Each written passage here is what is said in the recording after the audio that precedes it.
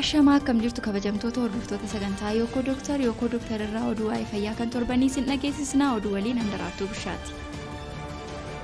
Afriikaan pooliyoo irraa bilisa taate jedhame. Dhaabbanni fayyaa addunyaa akka jedhutti waggoota 4 guutuu erga ilaalamee booda Afriikaatti namni pooliyoodhaan qabame akka hin jiraanne mirkaneessuun waraqaa ragaa Wild Polio Free jedhu dhaabbata fayyaa addunyaatti kutaa Afriikaaf kenna. Amma addunyaarraa biyyoonni pooliyoon keessatti argamu Paakistaanii fi Afgaanistaan ta'uu dhaabbatichi beeksise. Daayirektarii dhaabbata fayyaa addunyaa Dr. Tedros Adhanom akka jedhanitti qaama kana keessatti hirmaate mootummoota biyyaa, ogeeyyii fayyaa, tola ooltotaa fi dura buutota amantii hunda karoora pooliyoo balleessuun nuti karoorfanne waan waliin hojjetanii galmaan geessaniif galata guddaa qabu jechuun galateeffataniiru.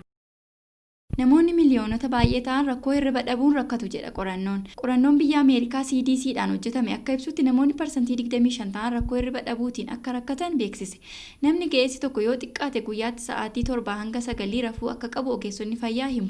Haa ta'u malee namoonni hirriba jalqabuu dhabuu fi hirriba ga'aa walitti fufinsaan rafuu dadhabuun rakkoo fayyaa sammuu insoominaa akka ta'ee fi rakkoo akkasii kan fidan kutaa ciisichaa baay'ee ho'aa yookaan diilallaa'aa, sagalee ol ka'aa fi sireen namaa mijachuu dhabuu, sochii qaamaa ga'aa gochuu dadhabuu, abjuu nama dhiphisu irra deddeebiin abjoochuu, qorichoota hirriba namarraa dhorkan fayyadamuu fi dhibeelee fayyaa sammuu akka gaddabaa'uu, siizofirniyaa fi dhiphuun garmalees fiduu danda'a jedha qorannoon kun. Akkasumas bilbila smaartifoon rafuun dura fayyadamuunis rakkoo kanaaf akka nama saaxilu addeessuun yoo rakkoon akkasii jiraate hakiima fayyaa sammuu dubbisuun gorsaa fi qoricha yaala kanaaf ta'u argachuun yaalamuun barbaachisaa akka ta'ee fi ofirra tursuun rakkoo hamaaf nama saaxiluu danda'a jedhame. Gabaasni kan Medical News Today'ti.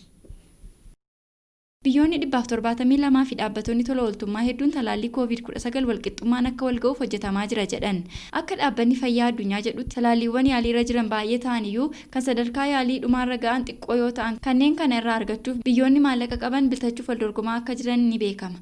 Kun ammoo biyyoota galiin isaanii gadaanaa ta'e bira dafee akka hin geenye gochuun miidhaan vaayirasiin kun fidu akka irratti hammaatu gochuu danda'a. Kanaaf ture dhaabbanni fayyaa addunyaa biyyoota hunda haala wal fakkaataa ta'een walqixxee ga'uu qaba jechuun kan hojjetaa jiru. Kana galmaan ga'uuf biyyoota 172 waliin dhaabbata talaallii oomishu Covax jedhamu waliin hojjechaa akka jiruu fi biyyoonni galii gadaanaa qaban illee gargaarsa dhaabbata akka Coalition for Epidemic Preparedness Innovation, Gavi fi Vaccine Alliance waliin ta'uun biyyoota isaanii keessatti akka oomishan gargaarsi akka ta'uuf himamaa jira. Gabaasa kana kan arganne marsariitii dhaabbata fayyaa addunyaarraati.